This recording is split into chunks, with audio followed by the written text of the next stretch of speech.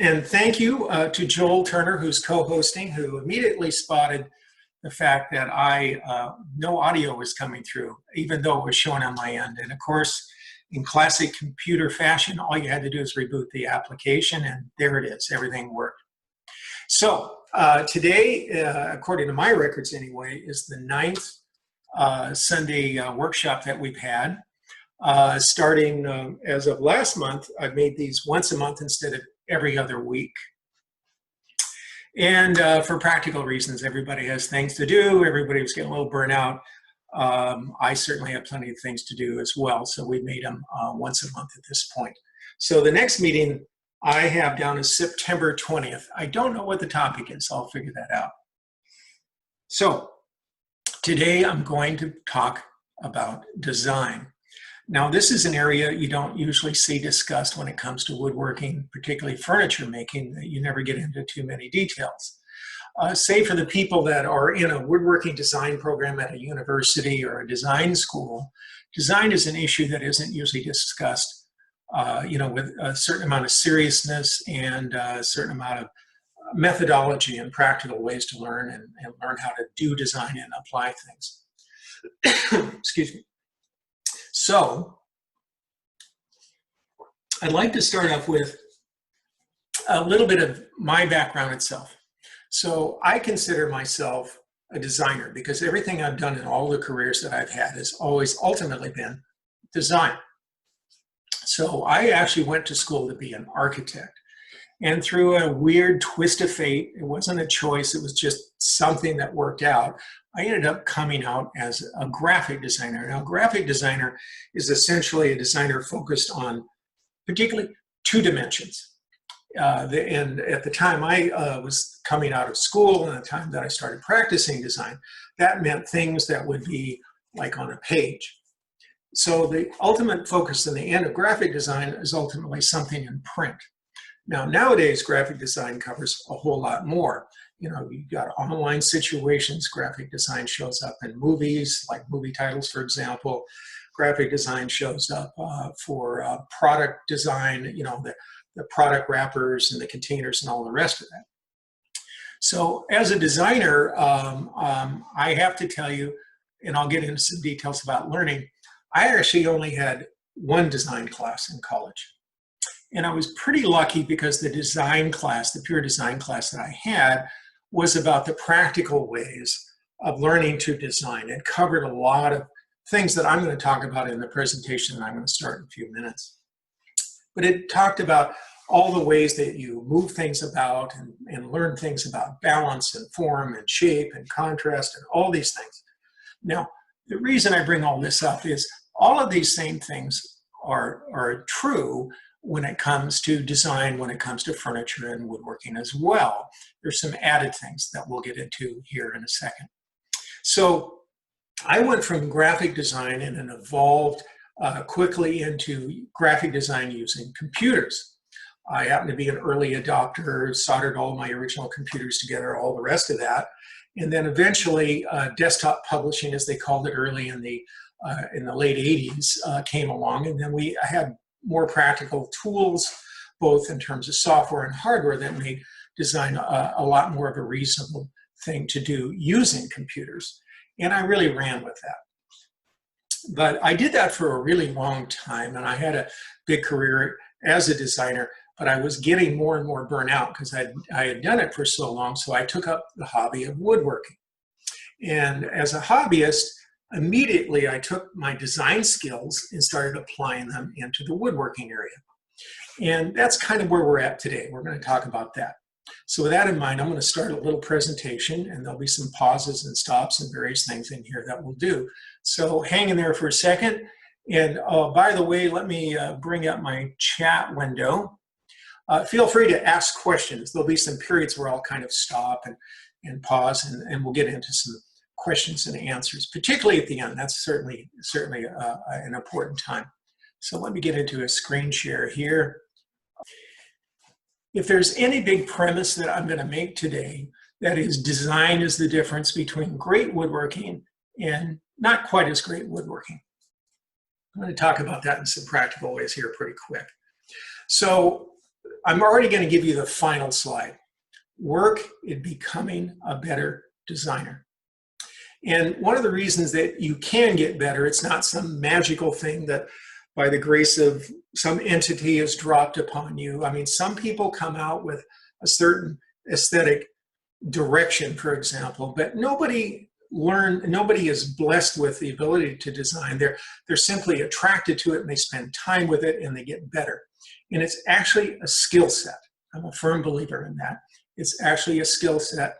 Now, there are some people that are better at that skill set and some people take it in a more personal and a more dramatic way for sure, but you can learn to design. So one of the practical things is good design does take time, does take time and effort. And by that I mean, like any other skill, it's sort of a practice situation. The more you practice, the better you get. But it needs to be what musicians refer to as deliberate practice. Now, deliberate practice is a term, it's different than just simply, say, a piano just going up and down, you know, with the keys doing chords or progressions or something like that. But it's with the idea that you're going to practice it and you're going to get better, so that you can measure yourself from year to year to year that you'll actually will have improved. So it does take time and effort. I brought that up before. I'm going to bring that up again, and I have some solutions. But it's very much doable. So I'm going to play this video. I'm going to stop the screen share to use, well, let me see if this will work. Okay. Watch this video. This is Ira Glass. The video is done by a third party, a very talented young filmmaker. Hopefully the audience comes through.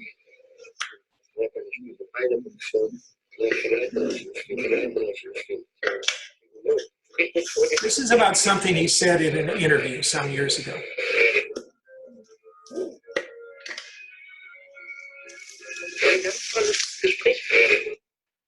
Nobody tells people who are beginners, and I really wish somebody had told this to me, is that all of us who do creative work, like, you know, we get into it, and we get into it because we have good taste. But it's like there's a gap that for the first couple of years that you're making stuff, what you're making isn't so good, okay? It's not that great. It's trying to be good. It has ambition to be good, but it's not quite that good. But your taste, the thing that got you into the game, your taste is still killer. And your taste is good enough that you can tell that what you're making is kind of a disappointment to you. You know what I mean? A lot of people never get past that phase. A lot of people at that point, they quit. And the thing I would just like say to you with all my heart is that most everybody I know who does interesting creative work, they went through a phase of years where they had really good taste. They could tell what they were making wasn't as good as they wanted it to be. They knew it felt short. It didn't have this special thing that we wanted it to have. And the thing I would say to you is everybody goes through that.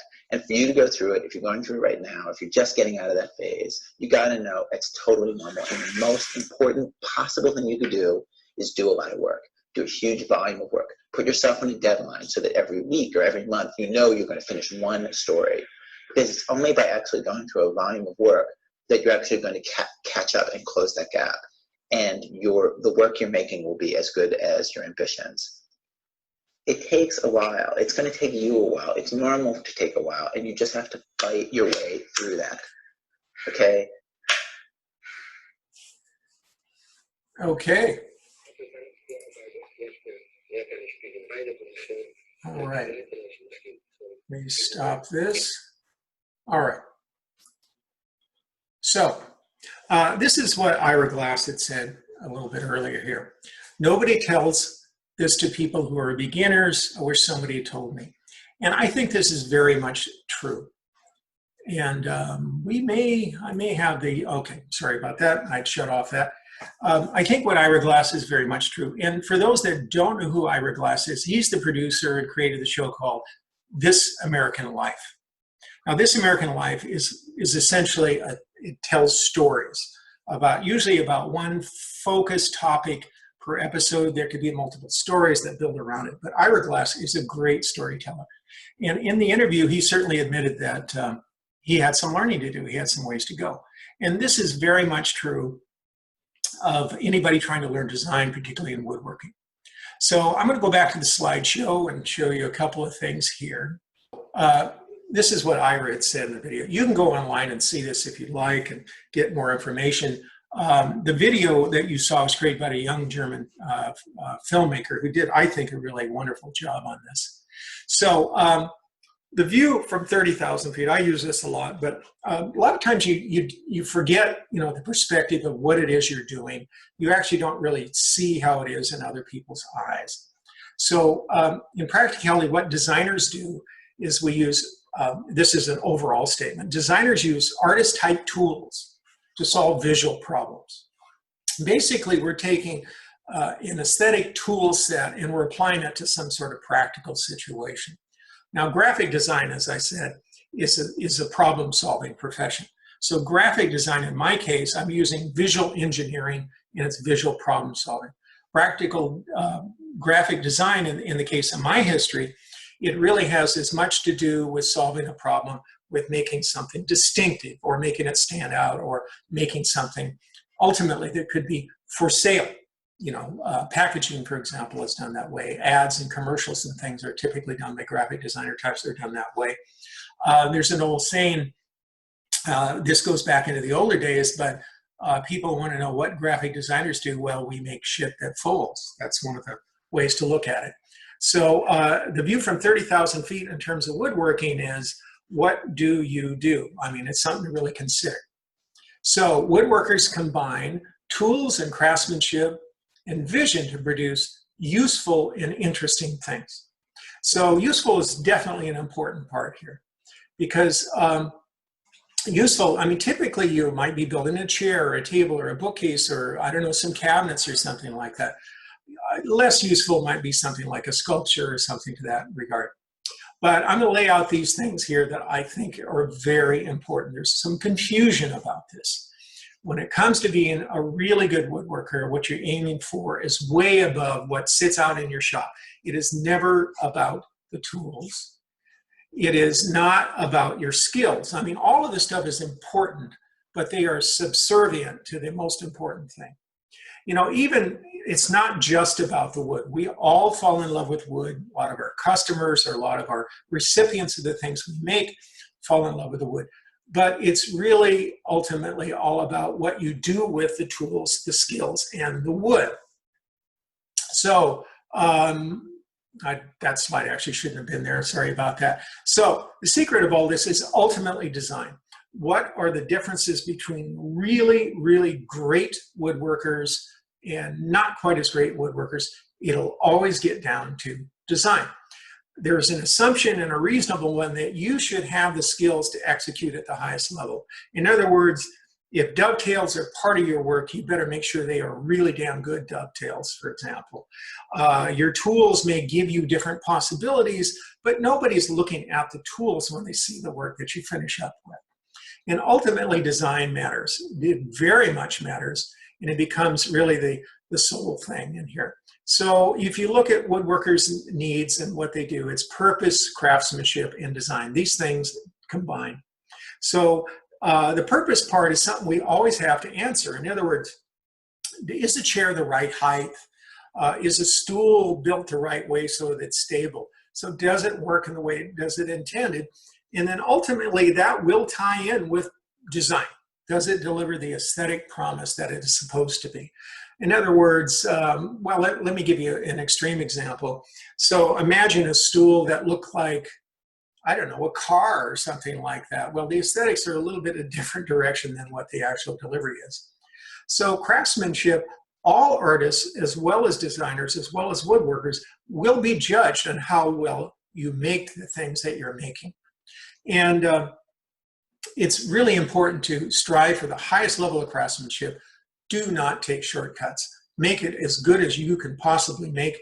And if it isn't good enough today in your mind, take Ira Glass's philosophy. You're going to get better and better and better at it if you keep working at it.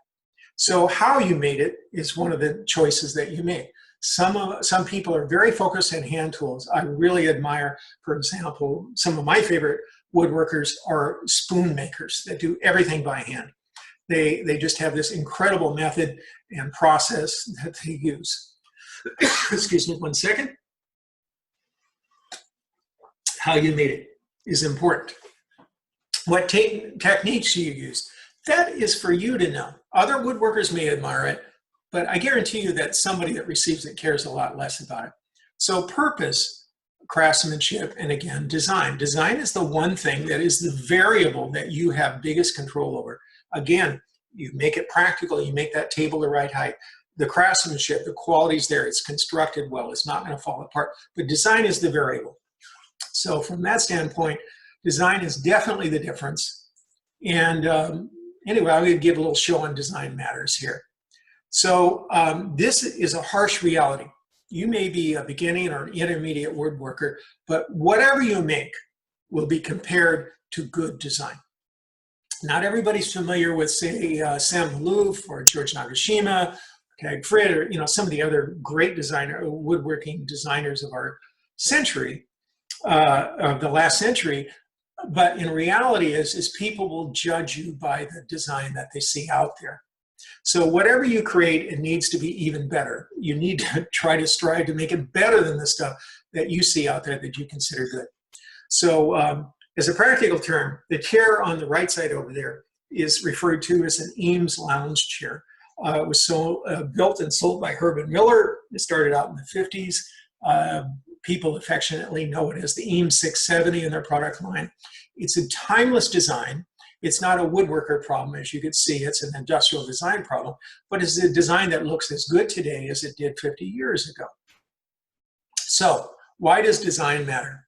Well, the reason design matters is, well, like IKEA, for example. You can walk into IKEA with $50 in your pocket and walk out with tons of great design. I think this is an entire office bedroom suite for $4,275.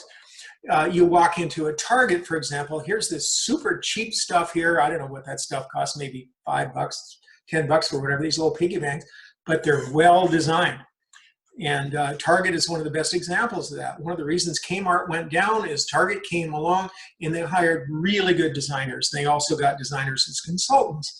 And they made sure that everything they did was good design. And eventually, the public caught on. Eventually, the public started expecting that.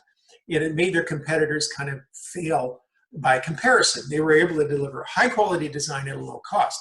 It's not always the goal, high-quality design at low cost. But high-quality design is the democratization of design. It used to be like in the 50s that high-quality design came from like the Herman Miller chairs that I just showed you. You had to spend $4,000 to buy a chair like that in the 50s.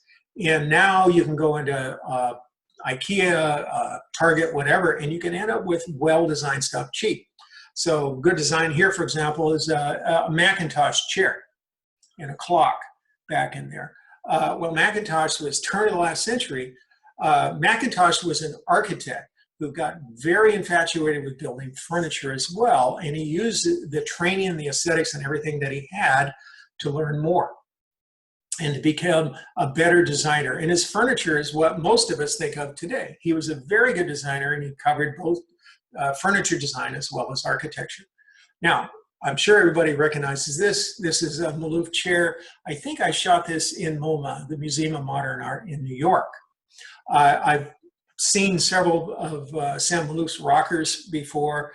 I've had the wonderful experience. One of my clients in California has a MALOOF chair made out of zircote, and it was a wonderful experience to sit on that chair. So this is actually Sam MALOOF's shop here, back when he's alive. I think he died around 2009 or so. This is him building one of his side chairs. So George Nakashima. And by the way, there's something that Sam MALOOF has in common with George Nakashima. Let's think about that for a little bit. Sam MALOOF started out as a graphic designer.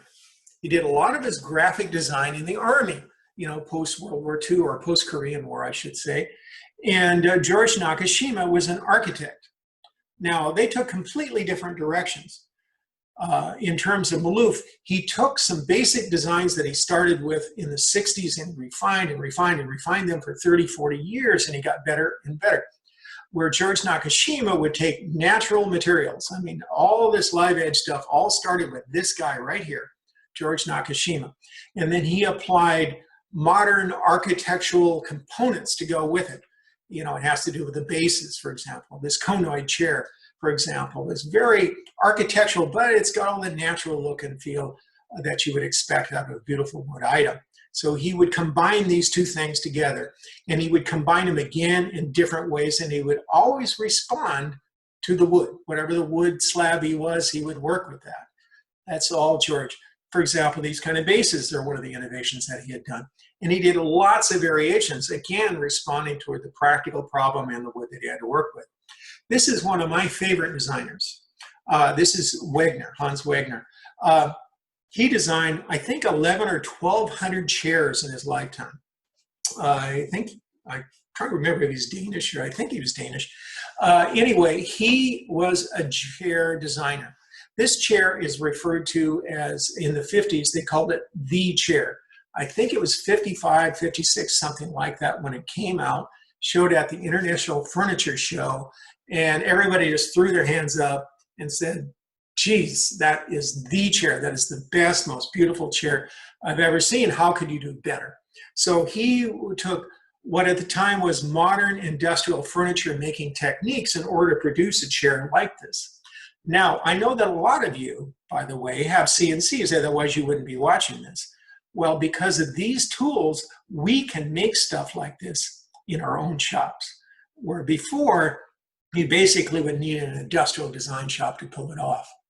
So this is the important thing that I brought up earlier. Work at becoming a better designer. So I'm going to talk a little bit about a MALOOF rocker and kind of give you some examples. I'm not sure why I had the flame come up. Anyway, flow, harmony, and details are a big part of a MALOOF rocker. So timeless design. Gosh, I hope these flames don't keep coming up. So let's see if I can get my pointer activated here again. All right, well, I don't really have my pointer in this mode. See if I can, I'm dropping out of the slideshow. You're seeing the screen here so I can have use of my pointer. But notice that these things are all hided out. You've got flat spindles, you got the headrest, it's all curved here. And notice this long, very careful sweeping curve. Notice this space here. Imagine you couldn't see the backlight. Look at that white space there. See this beautiful form that it's taken? Look at this here. Notice that it's higher here than it is on this end here. And notice the edges as well. I'm going to go back into the slideshow so we can look at it in a little better detail. So if you look at the edges right there, this is something that Sam MALOOF was very famous for, where a lot of people that try to make his chairs have tried to copy. He uses what's called soft edge, hard edge, and he would do these transitions from, I mean, just almost razor sharp edges, just barely rounded over into these big, broad sweeping curves. He didn't just sit there with a 1/4 inch round over in a router and round over everything. He did it by hand. He would flow along the lines of the wood. If you look at again, the line, how things sweep around those back legs and they actually curve into the arms of the chair, it's almost embracing. It's really remarkable. Now, we're going to get into a little bit of a critique here to show you the difference. And if this is somebody who's watching a piece, it's not specific to you. I just had to find some items, so I found some online. So in this particular piece here, you can see that everything is rounded over and it's become very soft. And some of the parts, like in the back in particular, are, well, they're very heavily weighted. And so a lot of those fine aesthetics that Sam MALOOF used in that chair are not there. This is another one, another rocker. And again, it's massive roundovers. Roundovers don't make the kind of details that make a chair outstanding. In the case of MALOOF, it's that progression from sharp edges all the way to soft edges and how they help enhance the line as the arm connects to the back legs. So this is a little bit of a better one here. Excuse me one second. But notice the massive back spindles around the back. They are so visually bulky that they overwhelm the rest of the design. And the second thing, and again, I can't really use my pointer, but notice the gap between the arms and the seat. And it's a very square space where MALOOF would progressively bring that in. Also notice the rockers, the tails of the rockers, they abruptly end. MALOOF made them just taper out and go and go and go. So there it is. Look at the difference here. So you can see the difference. Now, again, this is not critical with the designer or whoever created those chairs, but it shows you that those kind of details are what make the difference between good design and not so good design. I just wanted to point out where some things are very subtle. On the left is Mies van der Rohe, Mies van der Rohe, 1929 famous Barcelona chair, one of the classic modern chairs. So many little tiny details are in there that the knockoff on the right side that sells for $900 isn't there, such as notice that the back is actually curved. And also notice that the base is thinner and lighter, and there's no abrupt bends anywhere. This is this is the important difference. So working at becoming a better designer. Well, this is the thing that you need to walk away with, is work hard at becoming a better designer. So I'll get into how to learn about design. One of the best ways for woodworkers is to use the internet. Go into the Metropolitan Museum's furniture collection. I can't tell you how many hours I've spent in the basement of that museum looking at the furniture that for some reason is not in the upper floors. They have an incredible collection of great design, both what we might refer to as classical design, everything, you know, from French periods and English periods and all kinds of things up to contemporary furniture. They have a great collection. The Museum of Modern Art has a really great collected interactive collection of works that you can go see in there. So immerse yourself in all that. Definitely go in there and take in all you can. Don't just take the bits and pieces. Look at the overall piece. Look at how everything works well together. It's very important. So I'm going to pause right here for a little bit of a Q&A. I'm going to stop this screen share here and get back and have people get in here. Yes, Steve Hall, Designing Furniture from Concept to Shop Drawing to Practical Guide. I've seen the book, and it's a pretty good book. But I have to tell you, I know everybody's going to ask this question, what is a great book on furniture design? I actually have never seen a good book, a really good book on furniture design. I think Steve's book is good in its sort of practical, but it doesn't really get into the aesthetics and how things come out. You mentioned in there, let's see, unfortunately, emphasis on the Memphis style. Well, some people like that, some don't. Memphis style is essentially graphic design glommed onto furniture design.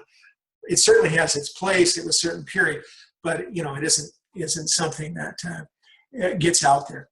So I've actually taught college design classes on graphic design, but to show you that even in the graphic design world, where there's tons of books on how to be a better designer and all kinds of techniques, where they still have that, in reality, I have only found one design book that I like. And I want you to notice how thin it is. I discovered this in the 70s, and it's called Notes on Graphic Design and Visual Communication by Greg Berryman.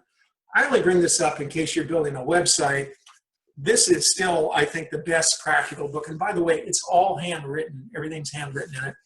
As luck would have it, and I know this is not furniture design, as luck would have it, the woman who became my future wife also discovered this book somewhere along the way. We both agree that it is the best design book we've ever seen, this thin little book.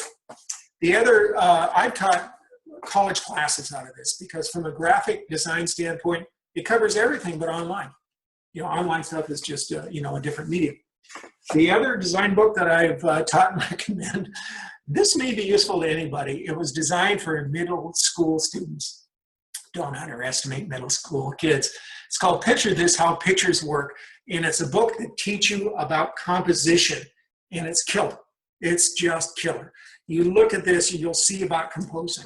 So whatever you make in woodworking is essentially a three-dimensional composition. Those books might be kind of something interesting to look at some point.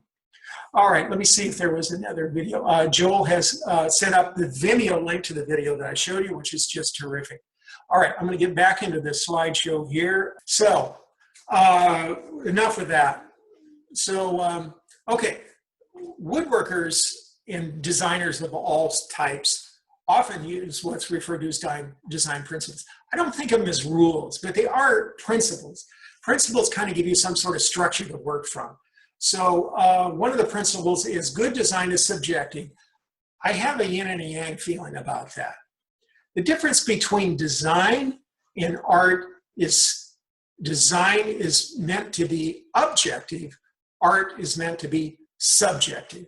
So I kind of put them both into place. Good design is objective. So good design is obvious. And this is the kind of thing to where when you see something and it's well designed, it just seems like, geez, that's it. That's as far as I need to go with it. Now, the reason it's in principles in blue here is I'm going to talk about the principles that are specific to our woodworking craft. And these are the three most important: balance, form, and proportion. So balance would be, if you build something, I don't know if you can see me on the screen in the corner there, and it's a little bit leaning this way, it tends to visually want to fall off that way. So ultimately, you have to have things where all the parts look like they're in good balance.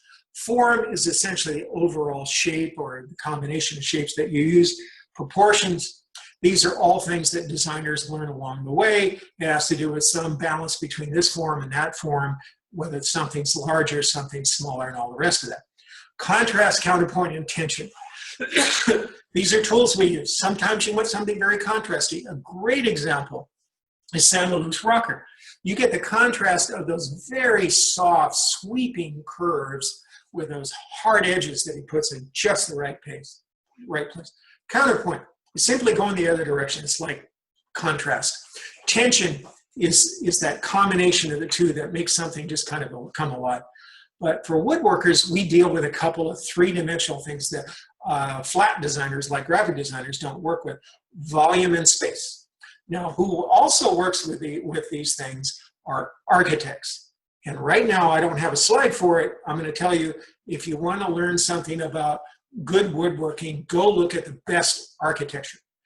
The best architects deal with volume and space probably better than any woodworker. You can learn a lot from looking at architecture. So if you're out and about looking at, you're visiting a city or something like that, and there's some great architecture, take it in. The other thing too is look for texture. This is one of the tricks that I use. Look for different patterns and forms and shapes. They may inform you of some ideas that you could use. More practical principles for woodworkers. We have to put in purpose, comfort, and function. Our stuff, for the most part, has a job to do. If it's furniture, it's got to be comfortable. The purpose is such an important thing that you don't make two-legged, well, let me rephrase that. If you're to make a chair that look like something else, its purpose will not be obvious. Now, there's an occasion, if there's some sort of humor or something that you're doing, that may make sense.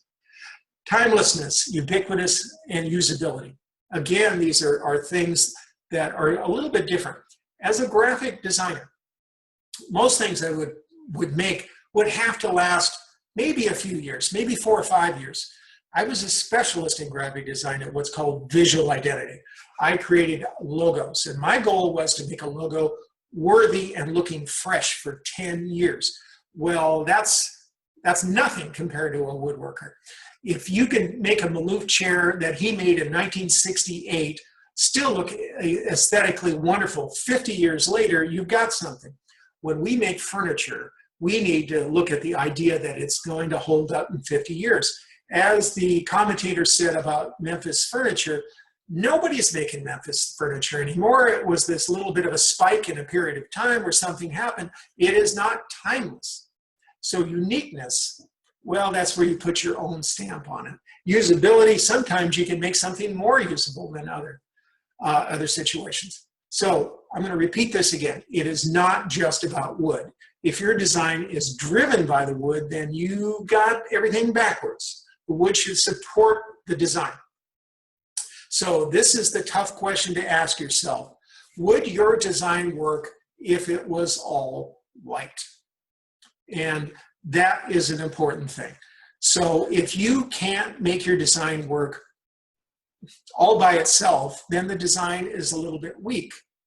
So the reasons why woodworkers fail, many woodworking designs fail. Usually these three things are out of whack. Balance and form and proportion. Usually there's something just not quite right.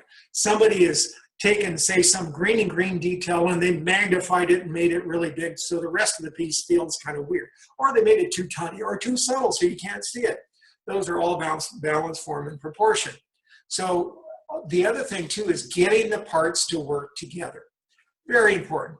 The parts, not just from one another, you know, like some detail over here and some detail over there, they have to support the overall design. Too much complexity. Everybody falls into this. Usually things are way too complex. There's too much stuff going on. It's better to start with less than more. Absolutely. Do less than more, and then gently bring in some details. Too much contrast. I can't tell you how many times I've seen, for example, green furniture, where somebody has taken, I don't know, some sort of cocobolo, no, more Purple Heart, and they contrasted that with, say, sugar maple or something. So you get this incredibly harsh contrast. It doesn't wear well. Watch the contrast. So how to get better? All right, practical things. Learn how to see like a designer. What I told you before is very important. That is go and immerse yourself in everything you can find on good design. And remember, not just your opinion. Things that are really well designed tend to be, in essence, agreed on by the whole world. There's a reason some of these designs last forever. There's a reason why original MALOOF chairs are so exceptionally good. So swim in an ocean of great design. Just immerse yourself in this stuff. I forgot to bring, I was going to bring a bunch of books out here. I have shelves and shelves and shelves of books of great furniture design. And I use those not just for ideas, but for inspiration for the things that I'm working on. So use limitation as a benefit. A lot of times people don't think about that or how important that is. As a designer, and that's what I consider myself, limitations and things like that, I find actually one of the best things there is. Limitations will help define something. So design with criteria. In other words, kind of set some rules for yourself as you're designing a new piece and stick to them. I'm going to show you some stuff here in a little bit. So set design standards. In other words, if you're going to make something at a certain level, try to keep all of the parts and the pieces at the same level. Don't just sit there and go, I'm going to do something really cute in this little corner here of the piece you're making, but the rest of it I'm just going to let be plain or whatever. Try to make sure everything feels right together and that the aesthetics are matched up. So this is one of the great secrets of designers that woodworkers are not used to, iteration. We sit and sketch and draw and do all kinds of stuff as designers, and then we draw it again, and then we draw it again, and then we draw bigger drawings, and then we get in more details, and we do it again and again and again and again.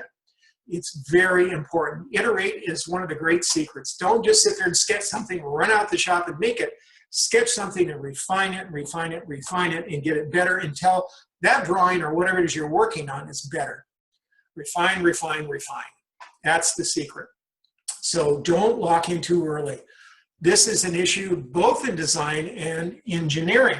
Engineering, a lot of engineers fall into this trap. They make a set of criteria, they sit and they sort of come up with a first iteration of these things, and then they lock in and then they run with it. And in the end, the result may or may not be what is really in the best, may or may not be the best solution to what could have happened. Don't walk in too early, and just don't buy in all the way. Wait and hold back. Be suspicious that things aren't quite there. So this is about us. CAD is a fantastic tool for iteration. I don't have any CAD files on this particular computer that I'm using today, but the thing is CAD allows you to iterate. So you do a drawing of a table, you know, in CAD, and say it's three-dimensional. Let's just kind of be practical. It's three-dimensional drawing. Then you clone it off and you move it over to the side, and then you work on some little details, you improve that design. Then you move that off to the side, and then you do it again and again and again. Next thing you know, you can look around and you've got 10 variations of this design. That helps you a lot. You may look backwards 7 steps and find something that, you know, that was actually a pretty good idea. I'm going to bring some of that over into design number 10. CAD is a fantastic tool for that. All drawing programs are good for that. As a designer, I was using programs like Freehand and Illustrator to do that. I can't tell you how complex my design spaces were because of that. So the parts and the whole. Again, I brought it up before. Don't just design the whole, or don't just design the parts, think of the whole as well. Do the parts play well together? I'm talking about the little details. Do the stretchers and the stiles and the rails and everything all work together, and do they fit in the overall design? So, designer tricks. All right, well, needless to say, we do have some tricks. So, learn from the masters. I brought that up before. Definitely study. Learn why less is more.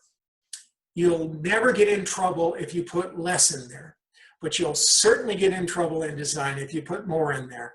Make sure that everything in there is there for a reason. Critique. Now, designers of all types, they have a secret. So I went to school to be an architect. My wife went to school to be a graphic designer. All kinds of people I know that were graphic designers who had some sort of schooling to that effect. Wow, one of my lights just went out.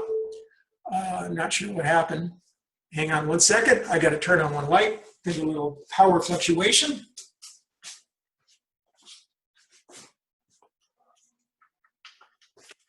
All right, I'm still here. Little power fluctuation. Sorry about that. So, critique is not mean critical. It's a method that designers of all types use in order to get better. And that's to have other people look at your design and judge it for what you consider the reason that you made it. Collaborate. That's part of critique. So I'm going to tell you a little story here. So my wife is a graphic designer, as I mentioned. She's also a fine artist. She, 25 plus years ago, she and a bunch of people she knew who were solo designers. They worked on their own, they'd have clients, they'd do their work. They all missed something that they had that they were getting in school, and that was having another set of eyes look at their work. It really helps. 25 years later, they're still meeting at least once a month, though, with Zoom calls. It's, I think, every couple of weeks. And they talk about their work. They show their work, and people look at it. And they try to, you try to have other people look at it with a fresh set of eyes. Critique is very important. And the power of the crit is super good. And there's some practical things you could do. So some of this slide was from pre-COVID days here. Form a breakfast club. Well, form a Zoom club with other woodworkers that you know or get together. Get 5 or 10 of you together and meet once a month online and talk about your work. Certainly, woodworkers, there's practical things you can talk about, like how do I make this dovetail here, but also talk about the aesthetics. I'm designing this table. Then you hold up some sort of design and say, here, this is what I'm doing here. What do you think about that? Do you think, has anybody got a better idea on a way that I could do this? Or do you think this design is ready to go? It really helps. Again, it's not critical, it's critique. Another thing is if you have the opportunity, work around architects and other kinds of designers who are used to this whole iteration process and critique process. You might pick up some tips. And take classes. I've mentioned this because I've given a talk on design for many years now with students. And woodworkers are happy to take a class in dovetail making, are happy to take a class on how to make a particular project, like I don't know, a piece of furniture or something. Those are great. Those are absolutely great. I've only found a few woodworkers in all the time I've been doing this that are willing to take a class that will make you a better designer.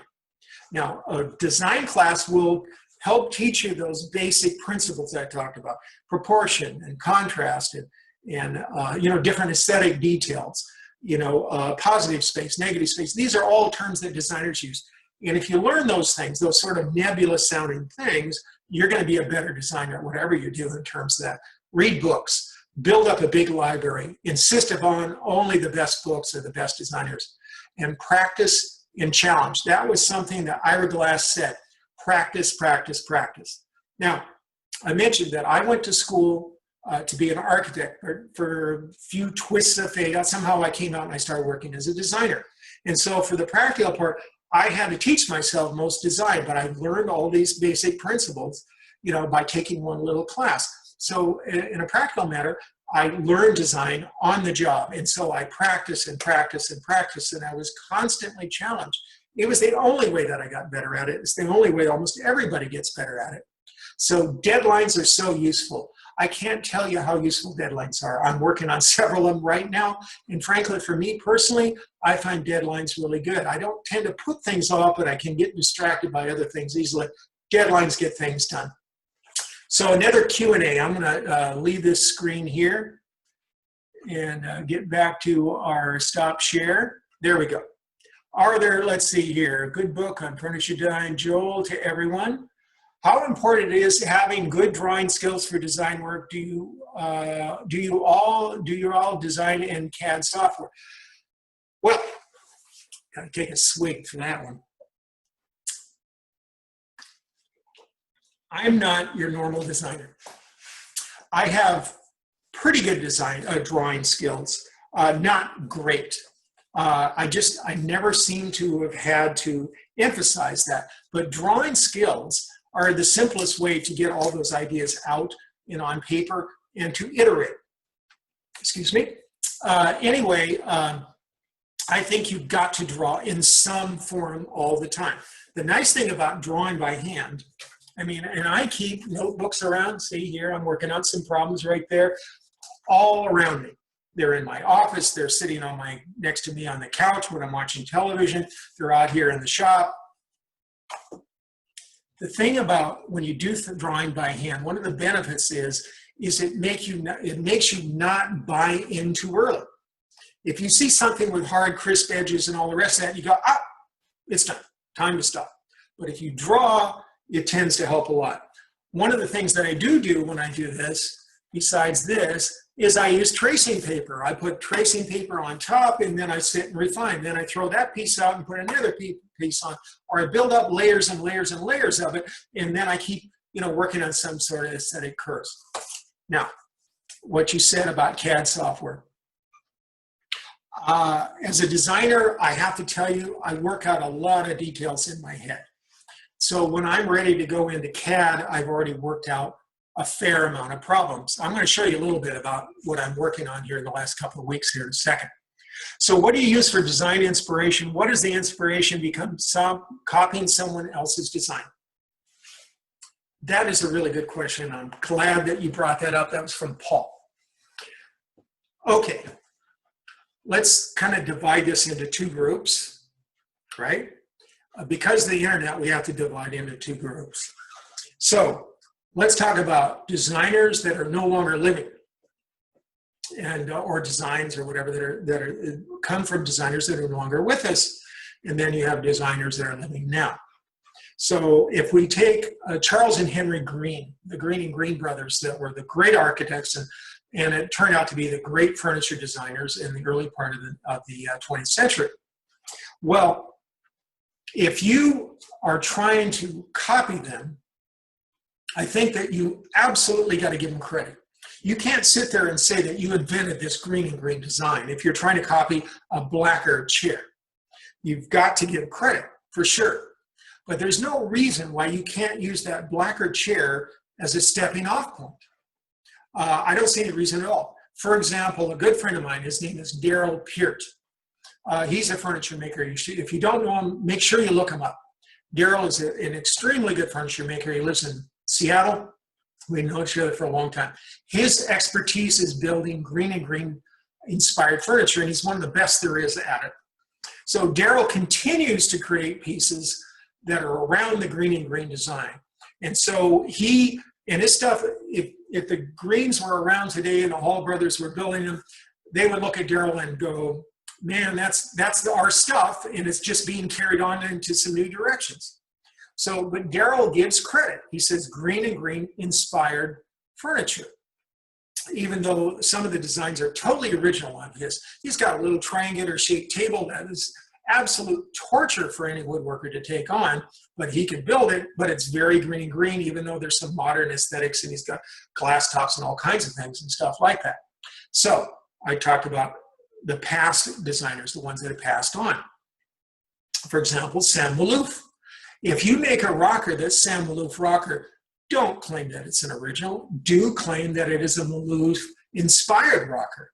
Now, back to somebody living.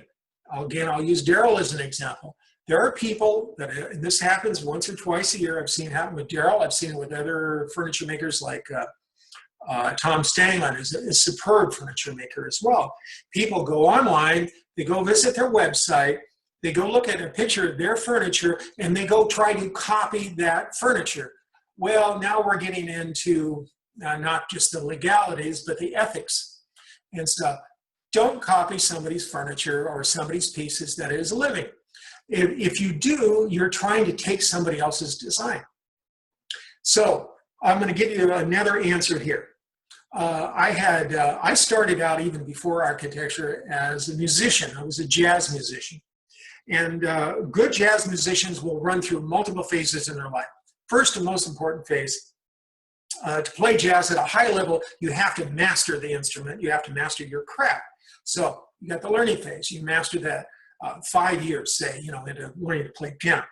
Then you have to figure out what it is you're going to do. So you tend to start to copy the master. Say you're a sax player and you start to copy all of Charlie Parker's riffs or something like that. And then you do variations on that. And somehow some of those chords sound a little like Charlie, but they're kind of my own invention. Then if you're really, really good, then you're going to invent something new, acknowledging the history that went behind it, and it'll be pure yours. So consider those phases.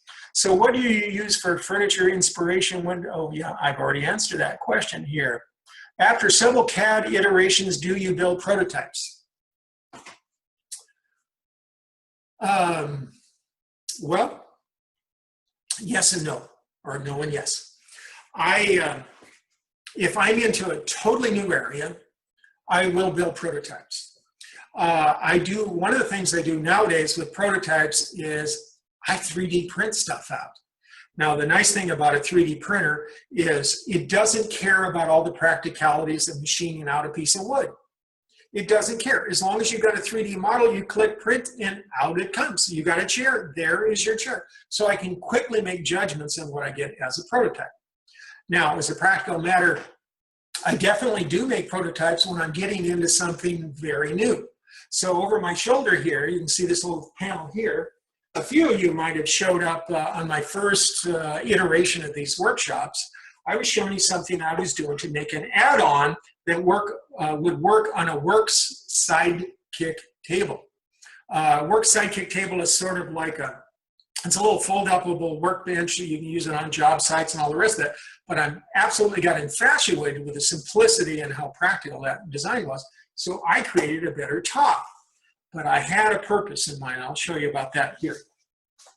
So you can see that there's a 4x4 grid on there. It could be 10 centimeters if you want. You can see that these little rails drop in here. Everything drops in. I made the prototypes on a CNC. So, well, I'm going to get into a slightly different show. I'm going to share a screen and show you what I've been up to, because this is what I've been doing. Over the last week, I've been getting very serious on something here. I'll bring this up. What I was building that prototype over here for was ultimately for a new workbench that I'm designing. I'm going to do this, writing an article for a popular woodworking magazine. Ultimately, that was a prototype for something more practical. And it's a new kind of workbench. It's a workbench that's designed for makers. Now, you could be a maker that's also a woodworker, but a maker kind of might use slightly different tools and slightly different materials than a pure hardcore hand tool woodworker. In reality, they're probably going to work with flat materials and materials that they may get, from a home improvement store.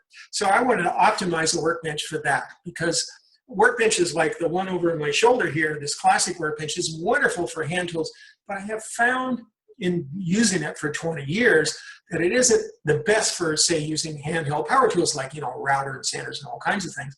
It's optimized for hand planing, chisel, chopping, mortise cutting, and all the rest of it. So this is me finishing out a design. Back to your practical question. So I do a lot of iterations in terms of CAD. So here it is here with a vise.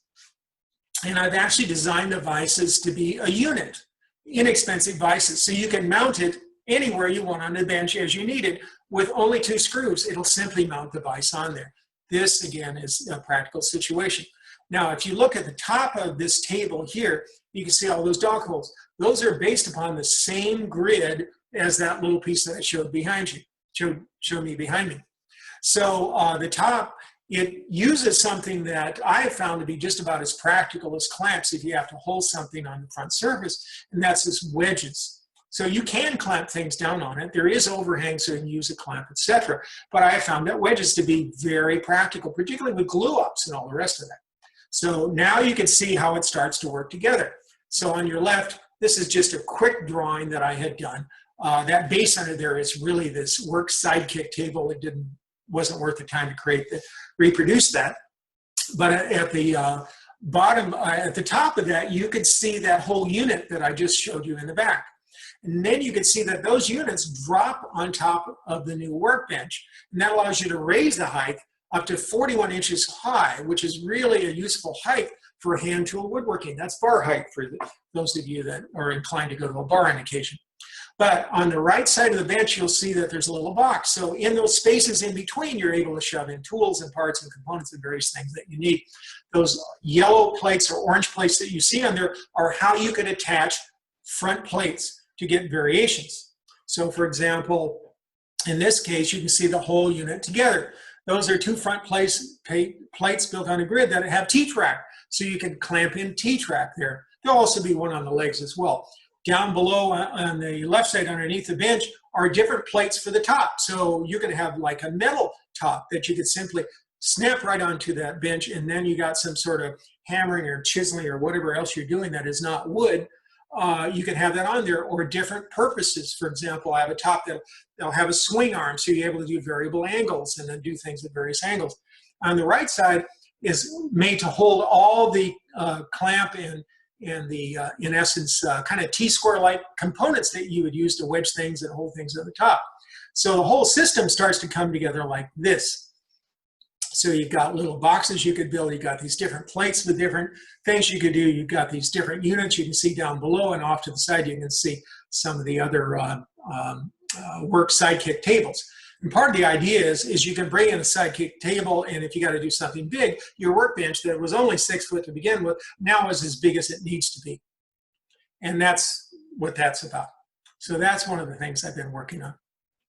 So let me see how important to have good drawing. Okay, I'm getting back on speed.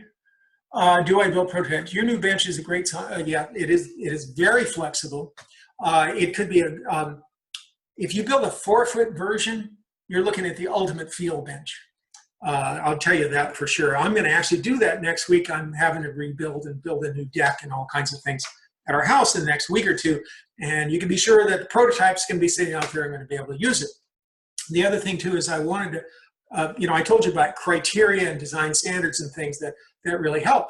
I had hard criteria. I wanted most of the parts for the new workbench to be bought from a home center. I wanted it to work with more modern tools that newer woodworkers are using, things like track saws, Festool dominoes, routers, and all kinds of things like that. And so those are criteria I hard put into the design. I always go back and measure and measure and measure and measure to see how well those are working. So, okay, some of this I know you're not going to agree with, but this is what I do as a designer. I typically have multiple things going on at one time. Some of them are woodworking. For example, I'm building a dining set for a client in California at the same time. But some of it is design. I still find myself doing graphic design. So let me have a look behind here. Also, I'm doing fine arts. So one of the things I'm working on, it's a collaboration between my wife and I. My wife is an artist and a designer, as I mentioned, and she's created some wonderful graphic looking art pieces. A client has commissioned us to build a piece using her work, and we've turned it into 3 dimensions. So you can kind of see what it's going to look like here in the house. So what I've done is taken her design. Remember what I said about judge it in white? Well, so here is one of the pieces we're building. You can see very neutral, but it lets me judge shadows. There's no colors here, but that's okay. That allows me to work out the shadows and the details. And again, one can be very practical. So this is one piece CNC'd. In reality, this will be made out of pieces, painted and then glued together on a surface. Again, I'm using white to my benefit. That's white. So I'm working on an art piece. Other things I'm doing, again, not woodworking, I've designed some new face shields. This one's designed for salons. I know enough hair cutters that are obviously in potential danger with COVID. How do you deal with cutting bangs? Even if you have face masks on, you're going to be 18 inches apart. So the customer can hold this here, then they could trim their bangs, and yet the shield is right, protecting both the client as well as the hair cutter. So I'm doing that, 3D printed. Some areas here, hold your controversy. We all have our things we do. I have a history related to working in political campaigns. So I've been designing signs that I'm giving away. People can make these signs. I'll let you do the math on what these mean. So I have a website to where people can download these designs, get them made for $13 at your nearest Office Depot. I'm making badges like that. So these are all projects that I'm working on at one time. So let's see what else. How important, gotta get down to it here. We are running real late here, but I did start. Are you familiar with Ron Paulk's workbench? Yeah, actually, I do actually know Ron Paulk, not super well. Yes, I think there's some good ideas in there. I think the concepts are in there. It's really good for a contractor, but it could be taken much, much farther. And I'm using stack lamination and lots of techniques to take it much, much farther. Open workbench design. Can you recommend any online design classes? I don't really know. I can't think of the entity. There's a really good college level entity that does have online classes. I've taken a class in giving speeches, for example. There was things I'd never heard of, even though I've spoke quite a bit, different things. It's really good. I'll see if I can follow up with some examples of that. One thing is Lydia.com has a lot of great classes. But usually they're around software or something, like if you want to learn Fusion 360 or in my case Rhino 3D. I learned my basics of Rhino 3D using Lydia classes, but I'm going to look around. I'm pretty sure I can find something. So I'm going to get down to the end of the slideshow. We're almost done, I promise, and I'm sorry about all the extra time here. Here's the thing. Product design is three-dimensional design put into practical products. Just like architecture is three-dimensional design, talking about space and buildings and things like that. So think products. You can learn a lot by the aesthetics of say a modern phone, this is hardly modern, it's probably an iPhone 4, but you can learn a lot from the aesthetics that you can get. I find automobile design a big inspiration about some of the details that I put into some of the furniture and things that I'm working on. Notice the crease along the side of this prototype. It's really beautifully done. Those should be inspiration for those of you that are using CNCs and are using advanced CAD software that includes the ability to deal with soft, gentle curves. Not all CAD software does. So chairs, I find modern chairs. This is Eames. It's called lounge chair wood, LCW. I have one that I restored in my house in here. The design started in 46, and I think it was 48 that it came out. Molded plywood chairs. I use these things all the time as inspiration. Obviously, MALOOF and all the masters. Now, one of the great product designers, he's still alive, his name is Dieter Rams.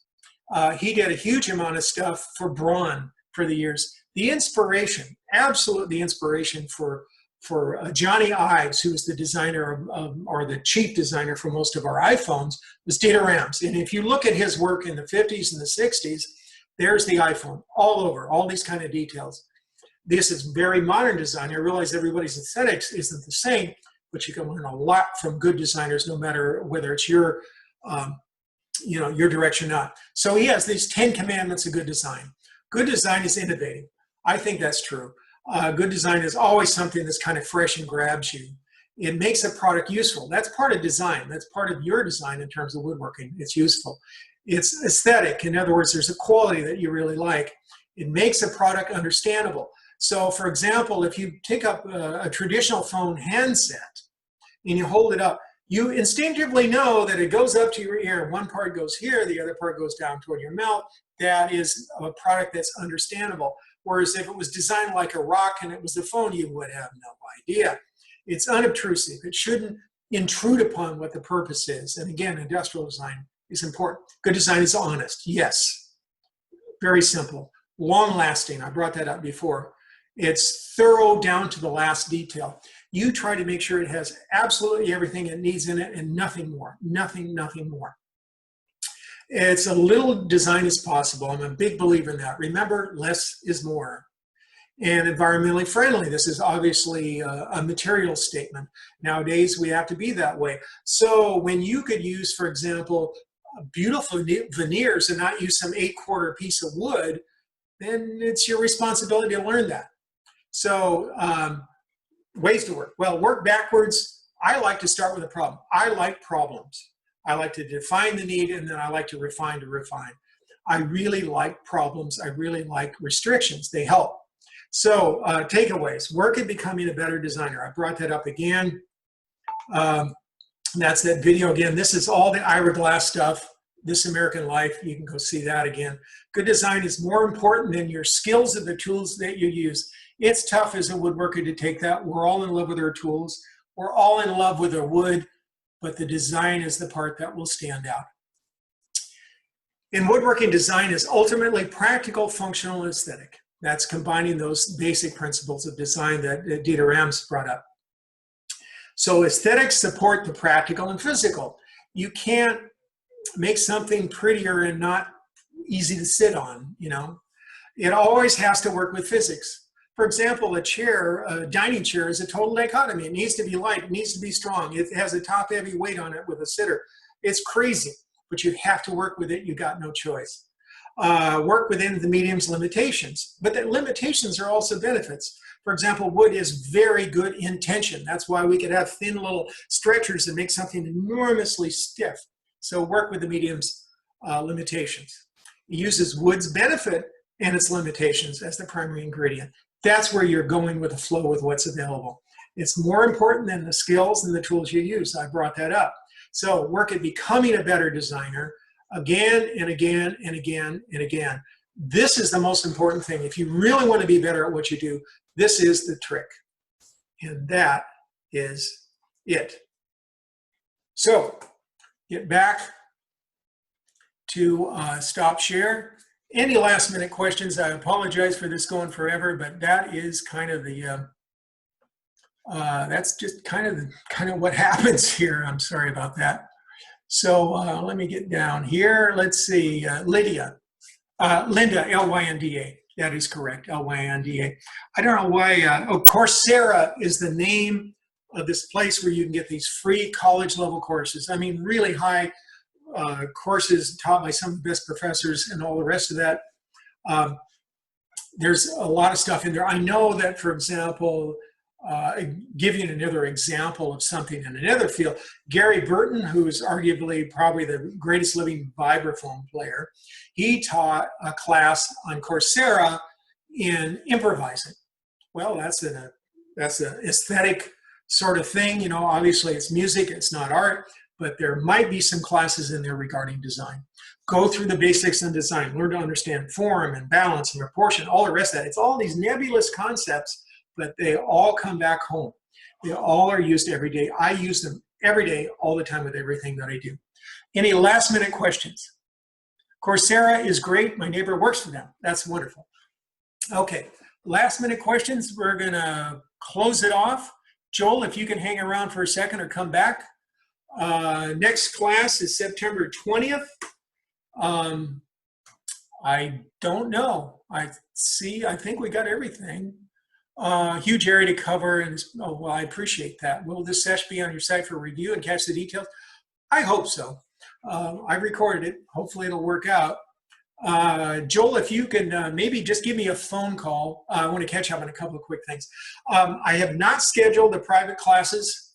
Got very busy at the end of the summer. I'm going to schedule them for probably the 1st of October. People get very busy with school, and of course, a lot of students are staying home, so it's practical problems. So I'm going to schedule classes on, building, using your CNC to build one of 6 different side table / sofa table designs, and learn how to improvise on that and do 3D, and also on doing, a beginner's class. I will have those in October. If you're interested, email me at tim@woodworking.digital. So thank you very much. I hope you have a wonderful day. It's going to be 90 degrees here in the Seattle area here, and for that's a hot day. I'm walking down to the beach. We'll see you later.